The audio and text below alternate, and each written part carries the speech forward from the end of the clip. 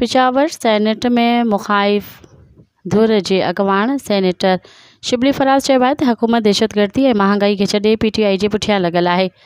Peshawar high court जे ॿाहिरां साफ़िन सां ॻाल्हियूं कंदे तहरीक इंसाफ़ जे अॻवान शिबली फराज़ चयो त PTI खां सियासी इंतक़ाम वरितो पियो वञे। PTI सां तालुक़ रखंदड़ हर शख़्स जी ज़िंदगी खे मुश्किल बनाए वियो आहे। हीअ चाहिनि था त असां समूरनि मामलनि तां पोइते हटी घर वेही रहूं। हुन चयो त PTI बानी गुज़िरियल 1.25 साल खां जेल में आहे। इमरान ख़ान ते समूरा हथ ठोकिया केस दाख़िल कया विया आहिनि। हीउ हिकु वक़्तु हो त जॾहिं दहशतगर्दनि जो केस हलंदो हो सभु घबराइजी वेंदा हुआ। पूरे मुल्क में हाणे दहशतगर्दी जा केस PTI ते दाख़िल कया विया आहिनि। हिन असल दहशतगर्दनि ऐं PTI कारकुननि में फ़र्क़ ई ख़तमु करे छॾियो आहे। मज़ीद ख़बरनि ऐं तफ़सीलात लाइ विज़िट कयो असांजी वेबसाइट www.awamiNewsHD.com ऐं ॾिसंदा रहो अवामी न्यूज़ HD।